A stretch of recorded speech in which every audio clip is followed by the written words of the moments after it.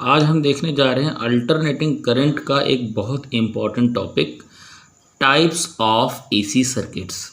तो इस टॉपिक में स्टूडेंट्स को अक्सर कन्फ्यूज़न रहता है बिकॉज एसी सर्किट्स 7 टाइप्स के होते हैं और सभी सर्किट्स के बारे में सारी चीज़ें प्रिपेयर करना थोड़ा सा चैलेंजिंग और कन्फ्यूज़न क्रिएटिंग है। तो आज हम आपको बहुत इजी तरीके से सभी सर्किट्स को याद रखने का तरीका बताएंगे और सभी सर्किट्स को बहुत अच्छे से एक्सप्लेन करेंगे, जो कि आपको एसी सर्किट्स का एक बेसिक आइडिया जरूर प्रोवाइड करेंगे। जिन स्टूडेंट्स को एसी सर्किट्स में प्रॉब्लम्स होती हैं तो उनमें से ज़्यादातर प्रॉब्लम्स वही होती हैं जिन प्रॉब्लम्स को मैं आज डिस्कस करने जा रहा हूं। तो अगर आप ये वीडियो एंड तक देखेंगे अच्छे से तो आपको एसी सर्किट्स के बारे में कोई भी प्रॉब्लम नहीं होगी। तो चलिए हम स्टार्ट करते हैं एसी सर्किट्स को। तो बेटा एसी सर्किट्स बेसिकली 3 टाइप्स के होते हैं।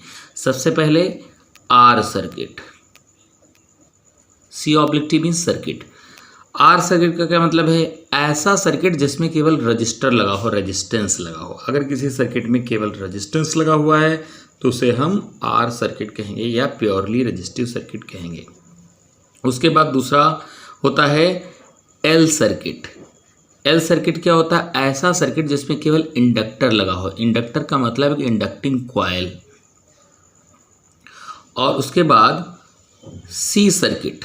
सी सर्किट का मतलब होता है जिसमें केवल कैपेसिटर लगा हो। आपने इलेक्ट्रोस्टैटिक्स के अंदर कैपेसिटर पढ़ा होगा। हम जरा देख लेते हैं। आर सर्किट का मतलब है कि जिसमें इस तरीके से केवल रजिस्टर लगा हो। ऐसे अगर केवल रजिस्टर लगा हुआ है सर्किट के अंदर तो उसे हम कहते हैं आर सर्किट। और देखो ये क्या है? ये अल्टरनेटिंग करंट का सिंबल है, यानी ये एसी का सिंबल है। एसी वोल्टेज का सिंबल होता है। ऐसे अगर बना होगा तो आप कहेंगे ये एसी वोल्टेज है। और अब अगर ऐसे इंडक्टिंग कॉइल लगी हुई तो ये हो गया एल सर्किट। इसमें ये सिंबल हो गया एसी का।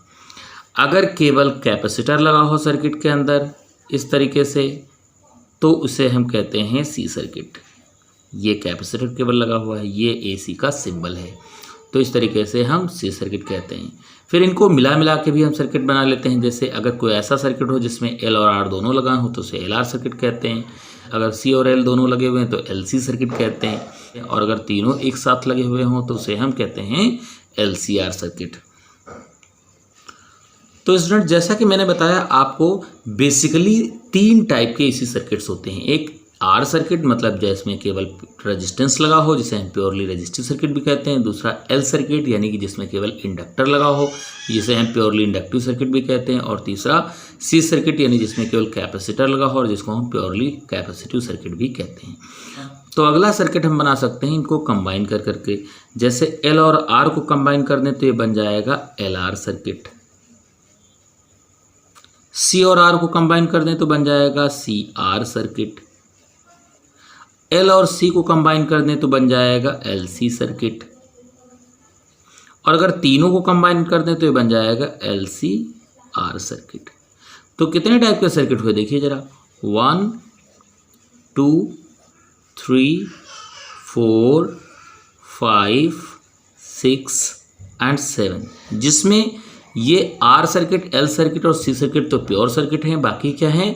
बाकी इन सबको आपस में कंबाइन कर करके बनाया गया है।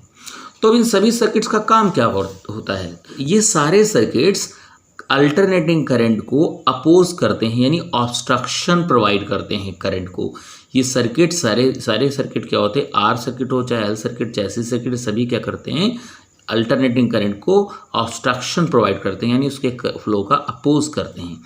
तो सभी का काम एक ही होता है, लेकिन क्योंकि सभी का तरीका अपोज करने का अलग अलग होता है इसीलिए सभी के ऑब्स्ट्रक्शन का नाम अलग अलग दिया गया है। जब रेजिस्टिव सर्किट करंट का अपोज करता है, करंट को ऑब्स्ट्रक्शन प्रोवाइड करता है तो उसे बोलते हैं रेजिस्टेंस। क्या बोलेंगे? उसे रेजिस्टेंस बोलते हैं और उसे आर से डिनोट करते हैं। जब इंडक्टिव सर्किट यानी एल सर्किट करंट को ऑब्स्ट्रक्शन प्रोवाइड करेगा तो उसे बोलते हैं इंडक्टिव रिएक्टेंस और उसे XL से डिनोट करते हैं, XL से डिनोट करते हैं।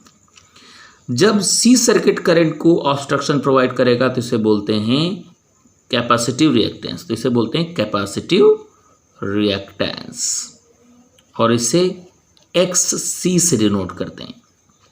तो अब इन LR, CR, LC और LCR सर्किट में क्या होगा, ये आप दो या दो से ज़्यादा कंपोनेंट मिलकर करंट का अपोज करेंगे तो अब करंट और तेज़ी से डिक्रीज होगी।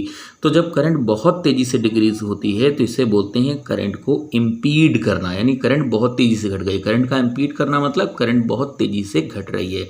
तो अब क्या होगा, इन सर्किट्स में करंट बहुत तेज़ी से रिड्यूस होगी, बहुत तेज़ी से घटेगी, यानी बहुत ज़्यादा ऑब्स्ट्रक्शन प्रोवाइड करेंगे ये, और बहुत ज़्यादा ऑब्स्ट्रक्शन प्रोवाइड करेंगे तो करंट को हम कहेंगे करंट इम्पीड करेगी, यानी बहुत तेज़ी से घटेगी।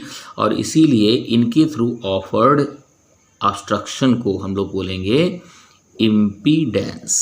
क्या बोलेंगे, इम्पीडेंस। तो जब ये अलग अलग करंट का अपोज करते हैं, जैसे आर सर्किट अकेला अपोज करे करंट को तो उसे रेजिस्टेंस बोलते हैं, जब एल सर्किट अकेला अपोज करे तो उसे इंडक्टिव रिएक्टेंस बोलते हैं, सी सर्किट अपोज करे तो कैपेसिटिव रिएक्टेंस बोलते हैं।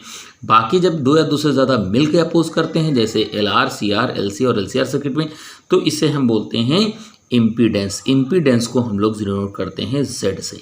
और सभी का फार्मूला क्या होगा, ऑब्स्ट्रक्शन का फार्मूला, चाहे वो ऑब्स्ट्रक्शन किसी भी सर्किट के थ्रू ऑफर्ड हो, सबका फार्मूला क्या होगा, V/I, और सबकी यूनिट भी क्या होगी, ओम होगी। अब एक चीज़ और हम लोग और याद रखेंगे, वो कौन है, रेजिस्टिव सर्किट के अंदर करंट और वोल्टेज सेम फेज में चलते हैं, यानी जिस फेज में करंट होगी उसी फेज में वोल्टेज होगा। और अगर इंडक्टिव सर्किट में देखेंगे तो वोल्टेज जो होगा वो करंट से 90 डिग्री लीड करेगा, या आप कह सकते हो करंट वोल्टेज से 90 डिग्री लैग करेगी, क्योंकि आप लिख सकते हो, यहाँ पे लिख सकते हो phi I = phi V - 90। तो आप चाहे तो कहो वोल्टेज लीड करेगा करंट से 90 डिग्री, चाहे आप कहो करंट लैग करेगी वोल्टेज से 90 डिग्री, यानी पीछे रहेगी करंट। अब यहाँ पे क्या होगा, यहाँ कैपेसिटिव सर्किट में करंट वोल्टेज से 90 डिग्री लीड करती है, और या तो आप कह दो voltage lags behind the current by 90 degree. और इन सर्किट्स में आपको ये याद रखने की कोई ज़रूरत नहीं कि कौन लीड कर रहा है और कौन लैग कर रहा है। अब इनमें क्या होता है, स्टूडेंट्स भूल जाते हैं कि किस सर्किट में कौन लीड करता है और कौन लैग करता है। तो देखो, भूलता कभी भी रेजिस्टेंस में नहीं भूलता है कि कौन लीड करता है कौन लैग करता है, क्योंकि इसमें दोनों सेम फेज में चलते हैं। भूलता है इंडक्टिव और कैपेसिटिव सर्किट में। तो मैं आपको बहुत अच्छी ट्रिक बताता हूँ। देखो, C फॉर होता है करंट, यानी C सर्किट में करंट लीड करेगी, क्योंकि C फॉर करंट होता है। तो जब C सर्किट में करंट लीड करेगी तो L सर्किट में कौन लीड करेगा, वोल्टेज लीड करेगा। तो इस तरीके से हम याद रख सकते हैं। अब तो ये था basic idea regarding the AC circuits. और अब हम जरा AC सर्किट्स के बारे में, जो ये इंडक्टिव रिएक्टेंस और कैपेसिटिव रिएक्टेंस हैं, इनके बारे में डिटेल में पढ़ते हैं, क्योंकि इनसे रिलेटेड क्वेश्चन एग्जाम में एक जरूर आता है। तो अब हम दो बहुत इंपॉर्टेंट चीज़ें देखने जा रहे हैं, इंडक्टिव रिएक्टेंस और कैपेसिटिव रिएक्टेंस। इनसे क्वेश्चन अक्सर जरूर आता है। तो बेटा, आपने अभी पीछे ही पढ़ा था कि obstruction given to AC by L circuit कहलाता है इंडक्टिव रिएक्टेंस, और obstruction given to AC by C circuit is known to be capacitive reactance. आपको मैंने बताया था कि हर सर्किट, चाहे वो L सर्किट हो, चाहे C सर्किट, चाहे R सर्किट, सब क्या करते हैं, करंट को अपोज करते हैं। तो जब इंडक्टिव सर्किट करंट को अपोज करता है तो उस अपोजिशन को, उस ऑब्स्ट्रक्शन को हम लोग बोलते हैं इंडक्टिव रिएक्टेंस, और जब कैपेसिटिव सर्किट करंट को अपोज करता है तो उस ऑब्स्ट्रक्शन को हम बोलते हैं कैपेसिटिव रिएक्टेंस। तो आपको याद रखना है कि इंडक्टिव रिएक्टेंस जो होता है XL से डिनोट किया जाता है, और इसका फार्मूला होता है ω/L, जहां ω एंगुलर फ्रीक्वेंसी होती है। आपको पता है L इंडक्टेंस होता है। ये क्या होता है, एंगुलर फ्रीक्वेंसी, AC की एंगुलर फ्रीक्वेंसी होती है, और ये L इंडक्टेंस होता है। अच्छा, बट ω = होता है 2πf, ये भी मैंने आपको प्रीवियस वीडियो में बताया था। तो ये जो है हो जाएगा XL = 2πf × L। ये बन गया XL का दूसरा फार्मूला। इसी तरीके से अगर यहाँ हम देखें तो कैपेसिटिव रिएक्टेंस को XC से डिनोट करते हैं, और इसका फार्मूला होता है 1/ωc। अच्छा, अब क्योंकि ω = होता है 2πf, तो अब हम कह सकते हैं XC = 1/2πf × C। ये XC का दूसरा फार्मूला बन गया है। तो ये क्वेश्चन एग्जाम में बहुत आता है कि explain the variation of XL with frequency. Graphically, यानी अल्टरनेटिंग करंट की फ्रीक्वेंसी के साथ इंडक्टिव रिएक्टेंस का वेरिएशन ग्राफिकली समझाना होता है आपको। तो आपको पता है कि XL is equal to omega L होता है। अच्छा, ओमेगा की वैल्यू क्योंकि 2 पाई एफ होती है तो ये बन जाएगा 2 पाई एफ एल।